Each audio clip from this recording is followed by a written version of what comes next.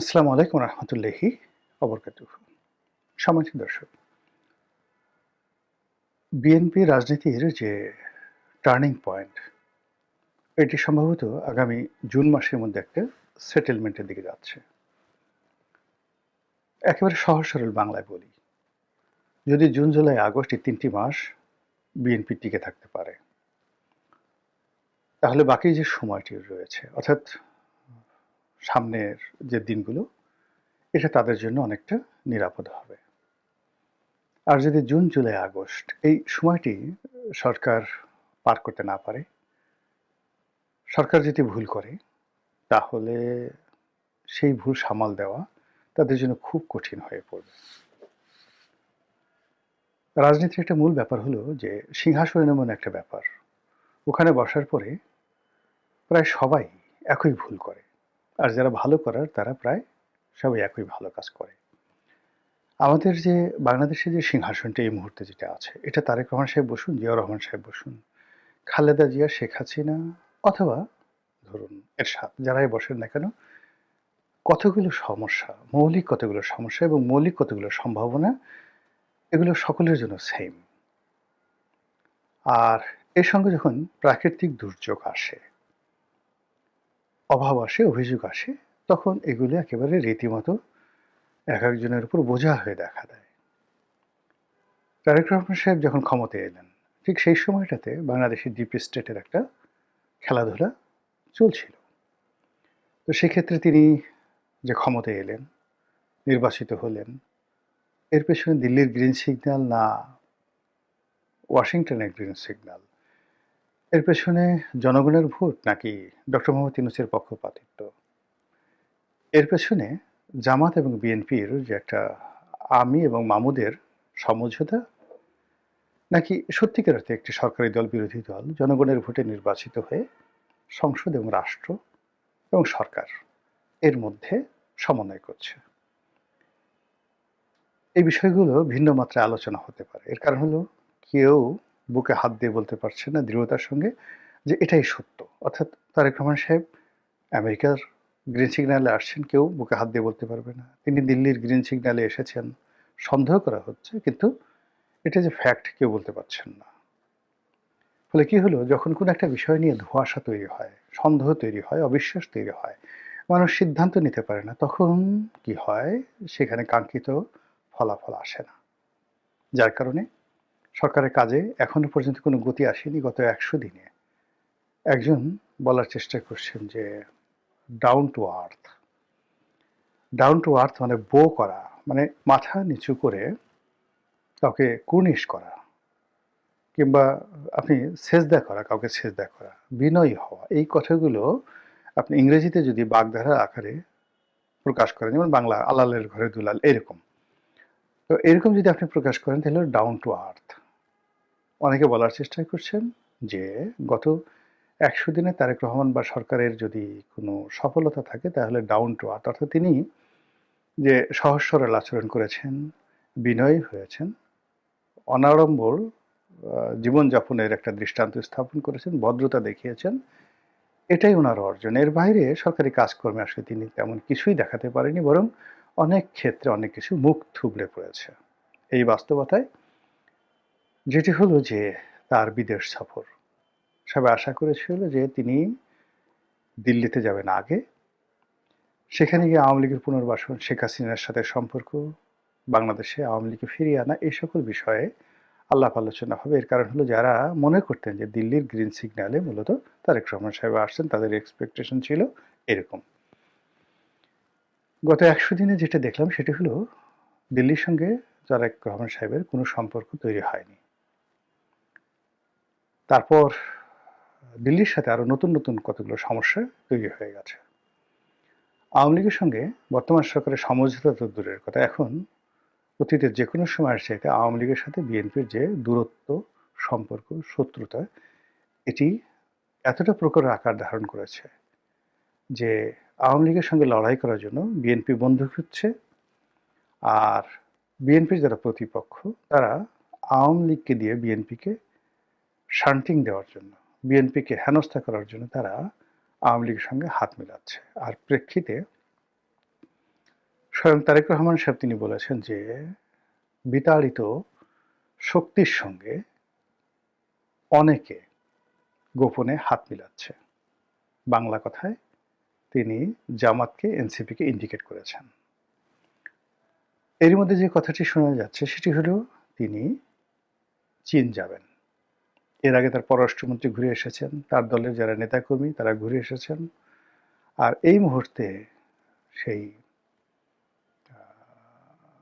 ছাত্রদলের কিছু নেতৃবৃন্দ তারা চীন ভ্রমণে যাবেন এবং এর আগে আবার সাদিক কায়েমের নেতৃত্বে জামাতের যে ছাত্র শিবির তাদের নেতৃবৃন্দ চীন ভ্রমণ করে আসছে।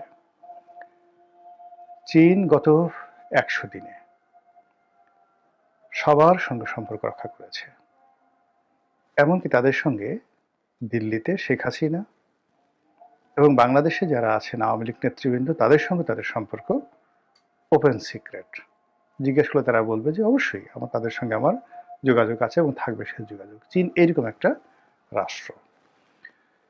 তো সেই চীন সফরে তারেক রহমান সাহেব যাচ্ছেন, কিন্তু there is no concrete agreement, there is no perfect assurance or nothing concrete agenda। তারপর তিনি বেইজিংয়ে যাচ্ছেন। তো তিনি সরকারের পক্ষ থেকে বলা হচ্ছে যে হ্যাঁ তিনি যেতে পারেন, যাবেন। চীনের সরকারের পক্ষ থেকে নিমন্ত্রণ জানানো হয়েছে, কিন্তু এখনো পর্যন্ত সময় নির্ধারিত হয়নি। কিন্তু এতে করেই দিল্লির মাথা খারাপ হয়ে গেছে।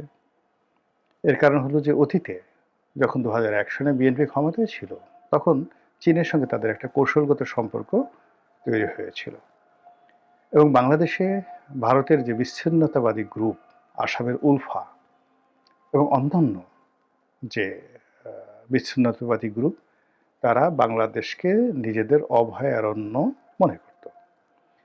ঢাকাতে থেকে, সীমান্তে থেকে তারা সেই বিচ্ছিন্নতাবাদী কর্মকাণ্ড চালাতো এবং চীন এদেরকে অর্থ দিয়ে, অস্ত্র দিয়ে সহযোগিতা করত। এবং এরকম একটি অস্ত্রের চালান, 10 ট্রাক অস্ত্রের চালান ধরা পড়ে এবং সেখানে ভারতীয় এটি চট্টগ্রাম বন্দর থেকে খালাস করার পর তারা এমনভাবে মিডিয়াকে দিয়ে এই কাজটি উন্মুক্ত করে দেয় যে এই অস্ত্র চোরাচালানের সঙ্গে রাষ্ট্র জড়িত, রাষ্ট্রীয় সিদ্ধান্তে হচ্ছে, এই বিষয়গুলো আর রাষ্ট্র হজম করতে পারেনি। ফলে সেই অস্ত্র চোরাচালান মামলায়, 10 ট্রাক অস্ত্র মামলায় বিএনপির অনেক নেতা, জামাতের নেতা, স্বয়ং তারেক রহমান এবং জনাব তৎকালীন সেই সময়টাতে মন্ত্রী ছিলেন, স্বরাষ্ট্রমন্ত্রী ছিলেন লুৎফুজ্জামান বাবর, সবাই প্রায় আরেকটু হলে ফাঁসিতে ঝুলে পড়তেন। আল্লাহ তাদেরকে বাঁচিয়েছে। তো সে কারণে কি হলো যে চীন সম্পর্কে, চীন বাংলাদেশ সম্পর্কের ক্ষেত্রে এবং চীন এবং বিএনপি সম্পর্কের ব্যাপারে সব সময়টিতে দিল্লি ভীষণ রকমভাবে উদ্বিগ্ন এবং কোনো অবস্থাতেই তারা সর্বশক্তি দিয়ে হলেও এই যে চীন এবং বাংলাদেশের যে সম্পর্কটি এটি যেন কৌশলগত না হয়, এটি যেন সামরিক একটা জোট না হয় এবং বাংলাদেশের ভূমি যেন কোনো অবস্থাতে চীন ব্যবহার করতে না পারে, এই বিষয়ে দিল্লি তাদের সর্বশক্তি নিয়োগ করবে। ইতিমধ্যে আপনারা জানতে পেরেছেন যে সরকার তিস্তা ব্যারেজ প্রকল্প বাস্তবায়ন করবে চীনের অর্থায়নে। উত্তরবঙ্গে একটি চীনা হাসপাতাল তৈরি হবে, বিমানবন্দর তৈরি হবে, ইত্যাদি আরো অনেক কিছু। এবং এটা হওয়া মানেই ওই অঞ্চলে যে সকল ভারতীয় রাষ্ট্র রয়েছে সেখানে চীনের নজরদারি বাড়তে থাকবে এবং ভারত এটা কখনই করতে দেবে না। এমনকি বিএনপি যে নিজস্ব অর্থায়নে পদ্মা ব্যারেজ করতে চাচ্ছে ৩৬,০০০ কোটি টাকা ব্যয়, এখানেও চীন হয়তো পুঁজি বিনিয়োগ করতে পারে, যেভাবে পদ্মা সেতুতে আমাদের অর্থায়নে আমরা করেছি, কিন্তু আমাদের এই অর্থায়নে বিশ্বব্যাংকের বাইরে গিয়ে এখানে কিন্তু চীনের একটা বিশাল বিনিয়োগ আছে। তো সেক্ষেত্রে পদ্মা ব্যারেজেও চীনের বিনিয়োগ থাকতে পারে। তো এই বিষয়গুলো নিয়ে আলোচনার জন্য জনাব তারেক রহমান সাহেব বেইজিংয়ে যাচ্ছেন, যাবেন, এরকম একটা পরিবেশ পরিস্থিতি তৈরি হয়েছে। কিন্তু সমস্যাটা কি? সমস্যাটা হলো এই বেইজিং ভ্রমণে গিয়ে কিন্তু শেখ হাসিনার কপাল পুড়েছে। তিনি ২০২৪ সনের নির্বাচনে বিজয়ী হওয়ার পরে সামহাউ তার ভিতরে একটা প্রচণ্ড আত্মবিশ্বাস জন্ম নিয়েছিল যে তিনি অনন্তকাল ক্ষমতায় থাকবেন।